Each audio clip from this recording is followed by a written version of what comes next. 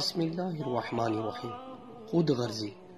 اللہ تعالی نے ارشاد فرمایا، اور جو کوئی اپنے نفس کی حرص سے بچا لیا گیا تو وہی لوگ ہیں جو کامیاب ہیں۔ حضرت ابو ہریرہ رضی اللہ عنہ سے روایت ہے کہ نبی اکرم صلی اللہ علیہ وسلم نے ارشاد فرمایا، وقت جلدی جلدی گزرے گا، نیک عمل کم ہو جائے گا، خود غرضی پیدا کر دی جائے گی، فتنے ظاہر ہو گئے اور حرج بڑھ جائے گا۔ صحابہ اکرام رضی اللہ عنہم نے عرض کیا، یا رسول اللہ صلی اللہ علیہ وسلم، حرج کیا ہے؟